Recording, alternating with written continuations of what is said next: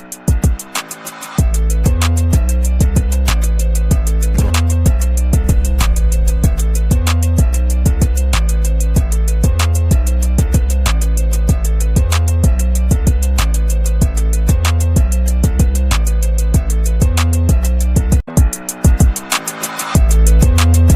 welcome to another exciting episode of the Andre The Beast Crayton Show.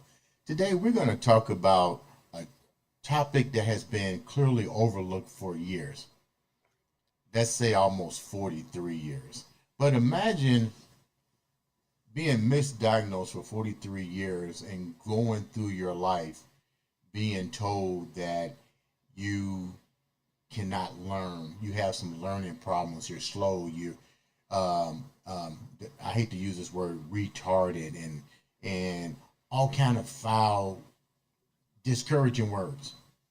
And you have parents that don't understand what the problem is, and in the same concept, you're getting bullied at school, and as a child growing up, you still don't know what's going on because science hasn't caught up with what you're going through. I read this book that came across my desk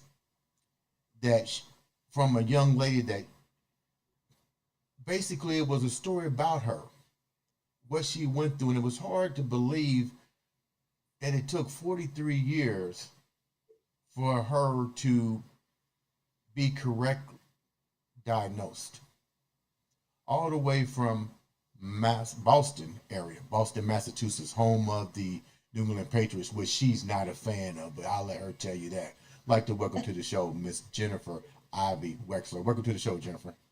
Hi, thank you for having me. I'm excited to be here. Great. This is your first podcast, so I'm gonna be okay. I'm gonna let the viewers know this is your first. You might be a little nervous, but before we get started, tell the viewers a little bit about who Jennnifer Wexler is. So I am 48 years old, born in Framingham, Massachusetts. Grew up in a middle class family.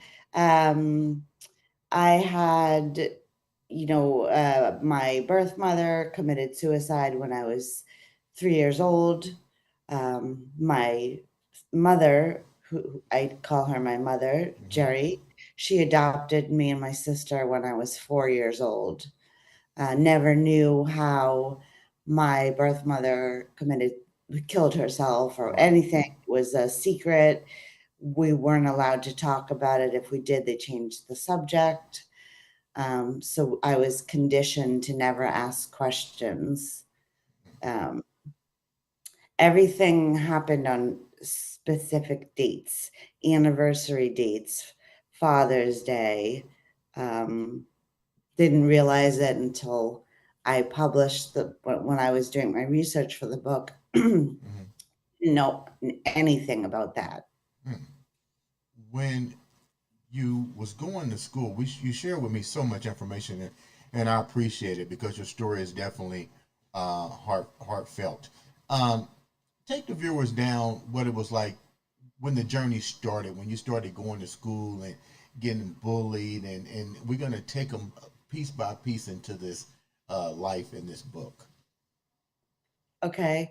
So I have no memory. The one memory I have is of the nanny that we had, who I thought was my mother.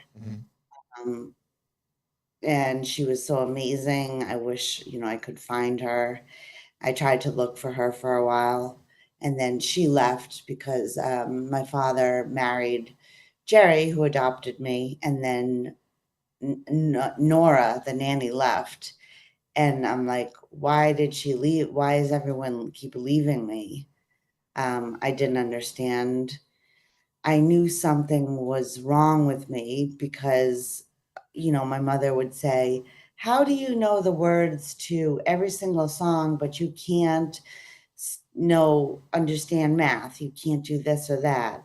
I said, I don't know. So she started singing to me like my name slowly, Jennnifer, like in a jingle type of way. And that's how I learned how to, learn Right. things.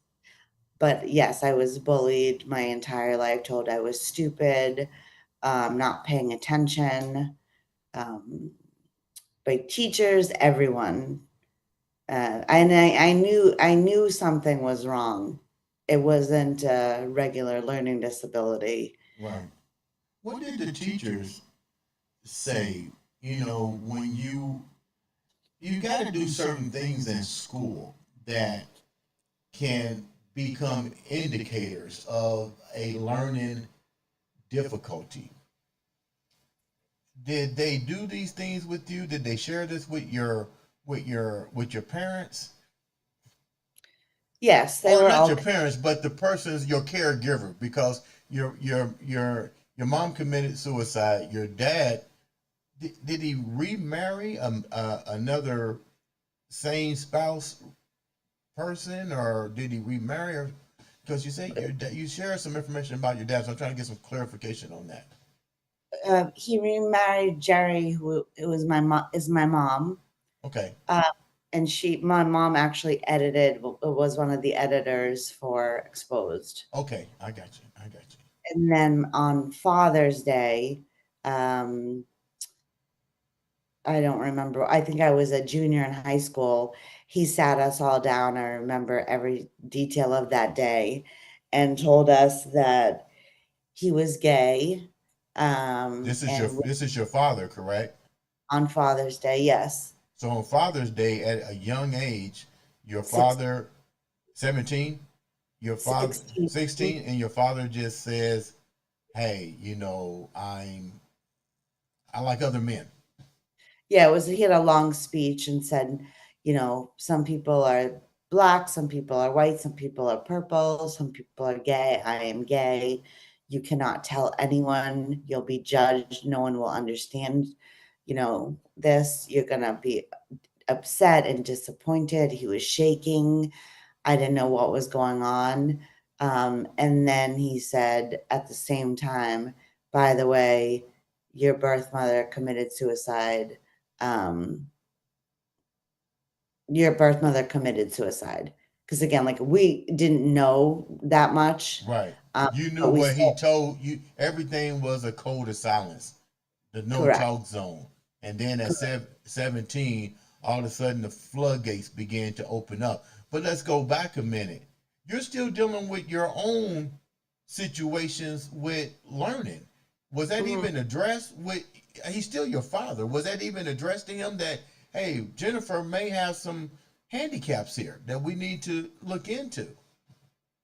Yes, they were aware of that. My teachers would, the report cards would say, not good at math. She doesn't pay attention. She's horrible at spelling. I hated to read. Um, my mom would they'd make me go to my room and read, and I would like be like this and take a nap. um, so yeah. So let's move a little bit further. Mhm. And let me clarify with the audience, this is a judge free zone. And you still have been diagnosed with this particular situation that we won't talk about right now. I'll let you lead into it. So we're going to take it slow. We're going to Yeah. work at your pace and what you feel comfortable doing. Okay. So let's move a little bit further. You get 17, you turn 18, you get a little bit older. The the the when did they diagnose you, and what was the diagnosis before we get into the later years after 17? Because you get ready to be 18 and considered an adult. When did you get diagnosed? About what age, and what did they diagnose you with? The first few times, Mm-hmm. honestly, I don't remember what ages, but general learning disability. That was Okay, it. that was it. And um, I think I was 42 Mm-hmm. when I got the correct diagnosis. I was at, I believe it was Boston's, it was a hospital in Boston, Mm-hmm. and I was there for 6 hours. What Tested, they what tested. made you what made you go to? Let's go back a little bit. Okay, Yeah, so your dad drops the bomb yeah, on you. You're still dealing with what you got to do. I don't want to move too fast for the yeah. viewers, so I'm going to keep it in almost a chronological order here. So your dad drops the bombshell boom at 17 years old. You're getting ready to be 18. You're still suffering from this particular diagnosis. How do you now begin to navigate into adulthood? I was confused. I didn't know what was wrong. I didn't know what was wrong with me. I started having panic attacks. I didn't know what it was. I never knew anyone. Never knew anyone that had panic attacks, or no one talked about it. Um, Same with some of the medical diagnoses I have. I felt very alone. I felt ashamed. I knew something wasn't right. What did you feel And ashamed about, Jennifer? What were some of the things you felt ashamed about, and were these the same things that you felt ashamed about in your younger years? I just have this feeling of shame, like um, I'm not good enough. Um, I'm unlovable. I'm unworthy, because I think it stemmed from childhood, Mhm. when I was always trying to please everyone and get attention and do the right thing. Were there ever any, before you actually get into your adulthood and so forth, were there any role models? Because you mentioned being bullied, you have a learning disability, you feeling unloved, unwanted. With all this, with two-part question, was there did anybody step up to to to to offer comfort to you during this time period of your life? My mother, number one, and then my father, my sister, my family. Okay. So I even though your father shared that surprise to you, he was still supportive of what you was going through as well. So he didn't just become self-absorbed in himself. He did at that time. He was very self-absorbed. Okay. He was completely different at the end. He just died 3 years ago. Sorry. No, thank you. That's okay. So now that you said you're feeling all of these things, unloved, unwanted, you been diagnosed with what I call, I don't even know why they even call it that, because that can be a whole range of things. Let's call it what it is. Yeah. But how does that affect you into your adulthood? Relationship wise, being able to communicate with individuals. How do you navigate now? Before you got the diagnosis, what was your daily routine before you got the correct diagnosis? Because clearly you've dated, you have relationships. What was that like before you got the correct diagnosis? The difficult. I constantly dated the same type of men, um, that were like my father, um, constantly trying to, please them and never feeling good enough. I would do everything for them and they would treat me horribly.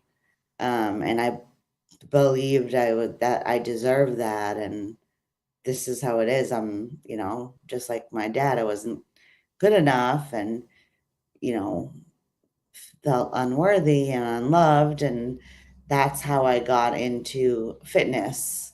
Okay. Um, Did your dad ever say he loved you, that you were beautiful? Did he ever show yes, signs of compassion in the earlier days? Not yes. now. Okay. Mhm. Why do Eh, you why do you think that? How long did this spiral happen in your life where you're picking the wrong guys and picking the wrong people? How do you even with this? I'm trying to take the viewers into the disability part, because this yeah, has to be hard. I'm pretty sure there was moments in your life where it probably took you forever just to get up out of bed and really face the world. Like outside of the relationship wise, just facing the world. What was that like for you? It was hard. I felt very alone, confused. Like when I got the diagnosis, the correct one, it was a relief to me because I knew I was like, oh my God, this everything makes sense now. Mm-hmm. And it's just like the way, do you want me to start talking about it now? Tell the viewers exactly what, if you remember the day or the date or the year that you was diagnosed and what the diagnosis was. And more importantly, why did you go to get diagnosed? Because evidently you realize something just isn't right now.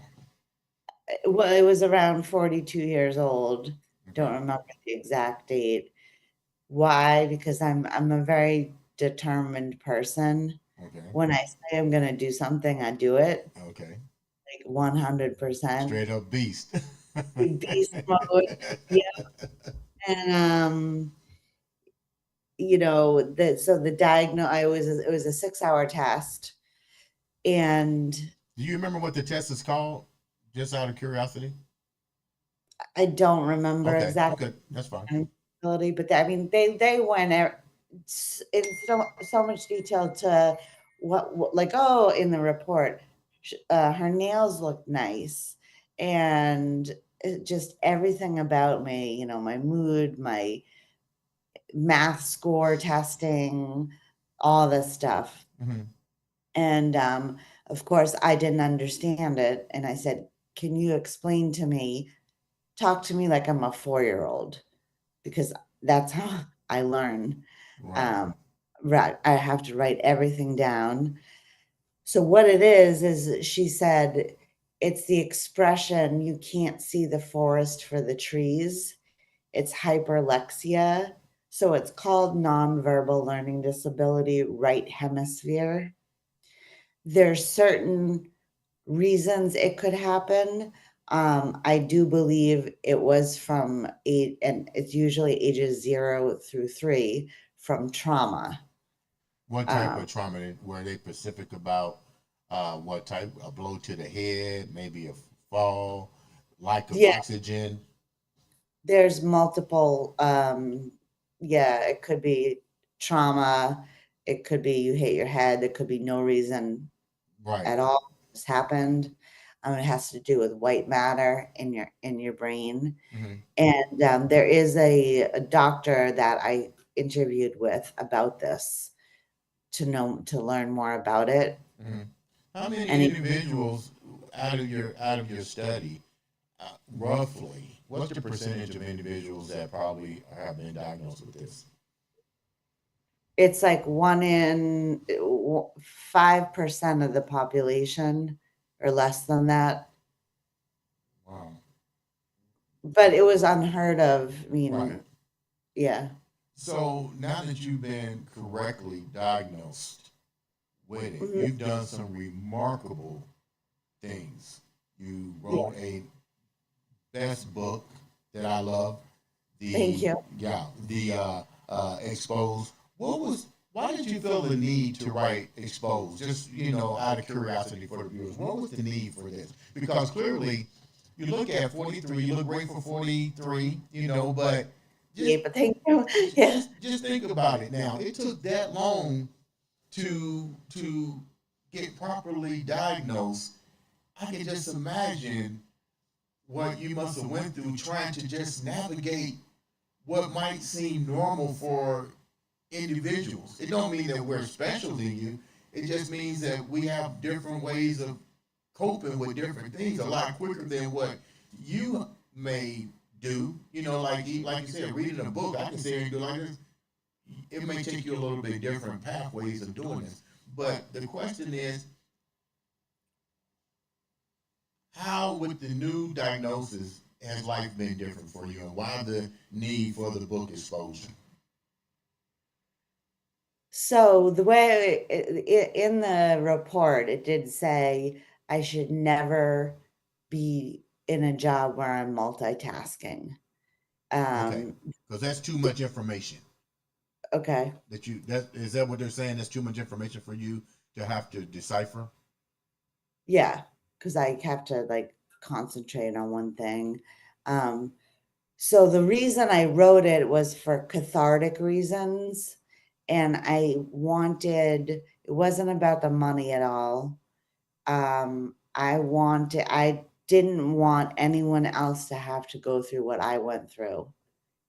I wanted people not to feel alone. I wanted to inspire people, to show them how, there's a light at the end of the tunnel, how to work with it, you know, s- and it just was very important to me and like cathartic, like I said.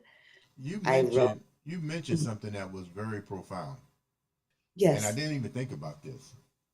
You mentioned they share with you because we have to work. We have to find something that we like to do. That's just a part of life. You go to work, but they give you special instructions that you don't want to be in a multitask role. And I remembered this. I'm sorry I didn't bring this up earlier. You shared with me you've had problems on the workforce, which is kind of sad because you would think in any type of workforce that there would be a department or during the pre-interview process that you can share kind of like not the full blown, but hey, I've been diagnosed with this. Can you make sure that you put me in a job that I want to work, but put me here? Share the viewers some of the hardships that have happened with you in the workforce with the particular diagnosis. well, like for example, one of the things with this learning disability is you don't understand social cue. I don't understand social cues. I don't, if you sit there with your arms crossed, I think you're mad at me. If you text a certain way, I take it the wrong way. Um, I would stand at the fax machine for literally an hour because I couldn't figure out how to fax the correct way, but I'm like determined I'm going to do this. And people would be like, what is wrong with her? Right. Um, I would get pulled into the office, my boss's office, every day for something. I had a calendar with cats on it. They were like fat cats. It was funny. One day I got pulled into the office saying, there's people complaining that that's animal cruelty. And I'm like, oh my God, are you serious? I was prepping for a show at the time and they complained that got pulled in. There's complaints about the smell of your food. And I'm like, mm-hmm. And I got to the end where I knew, I was friends with a girl and she turned on me. She became my manager, completely turned on me. I ended up getting the HR came. Was put in a conference office. My boss saying, we have a file this thick on you. Um, Were and they at aware? Were they, Jennifer? Were they aware of your situation?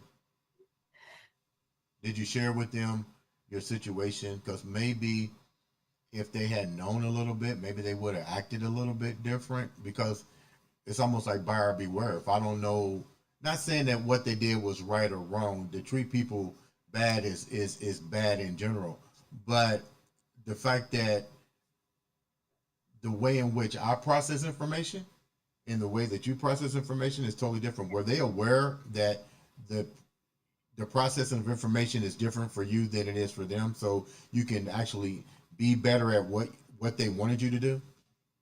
No, because like I said, I was ashamed of it at the time. Okay. And I remember being in a conference room and 20 people, and one of the managers was saying, if I had a competent assistant, maybe I could do my job.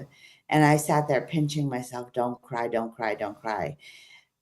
I got up, ran to the bathroom, bawling my eyes out. Um, so I ended up getting fired, like literally escorted out of the building. Wow. Um, and I did, a ton of research on Americans with Disabilities Act. in my books, I do a lot of research, interview doctors, people, um, and What do you tell somebody, Jennifer, that's in a situation like this? Because I can understand where you're coming from. You didn't want everybody. You didn't want to be an open book with what you had. yeah, Maybe things would have been different had that been disclosed. I'm a firm believer that employers need to be more aware of these things with individuals, but I also think that individuals. I got the question. I got it right here. What would have yeah. made you? What would have made you comfortable in sharing your disability to perform at your highest at your place of work? What would have made you comfortable to share that information with them so you wouldn't be judged, where you wouldn't be ridiculed, where you can go in and be an effective individual in the workforce? Well, this is why I started my own business because it happened to me about 2 months ago, the same thing. I ended up resigning because I could feel, the depression coming on again. Mhm. And I woke up at 2 in the morning and I said, I'm either going to go back to the hospital um, or I don't know what. It was at 2 in the morning. I went on my computer and it said effective immediately as of 2:01 a.m. I'm resigning. Did you share with them your diagnosis? They all read my book, but I didn't. Yes, I did. I did share it with the manager. Okay. So you But stuck. So, but the outcome was still the same. So, was?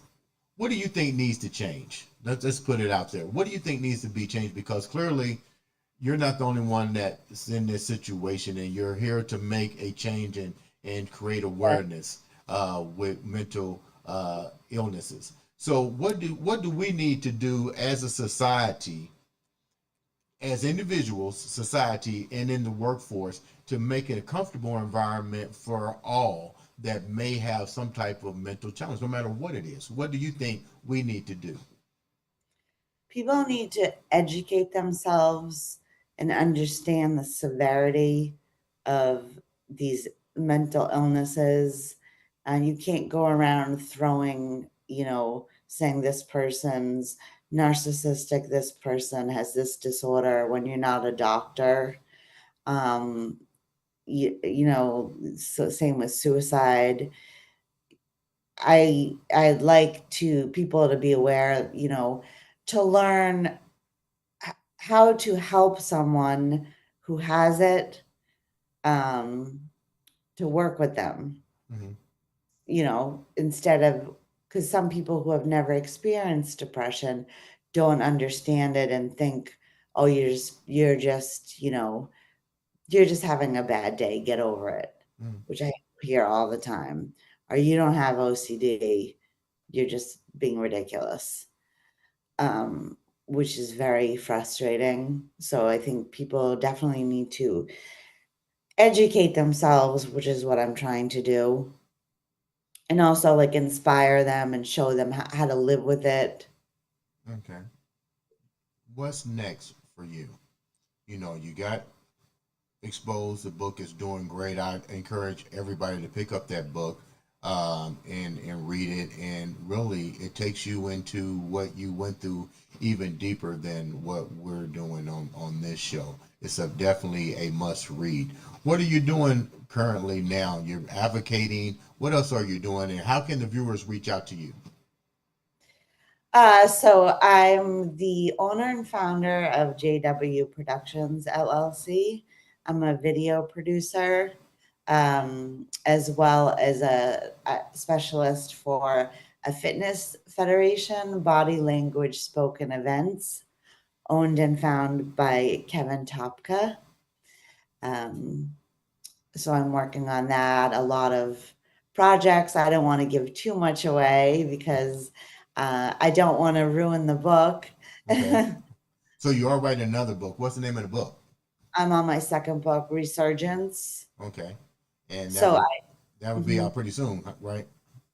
Well, I've been kind of busy getting things just kind of, I wasn't expecting this. I just did a show, did 26 weeks of prep for a show and a Okay. photo shoot. Was not expecting this at all, and it just kind of blew up in a good way. So right now I would like to, get go.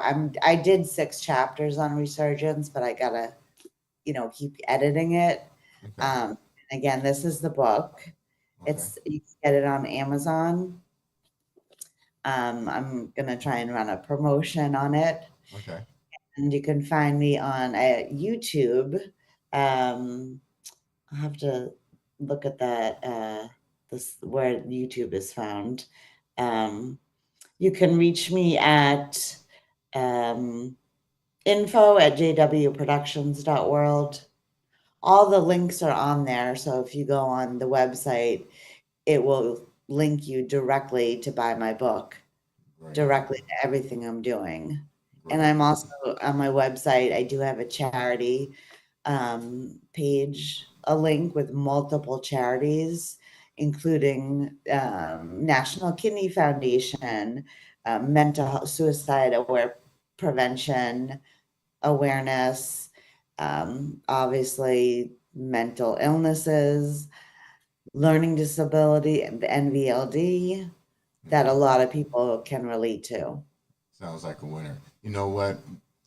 I appreciate you taking time to come and share your story, your journey. Definitely have that beast mindset. My Mm, hat's off to you. You're making a difference with the book Exposed, the new book about to come out. You're definitely changing the world one person at a time.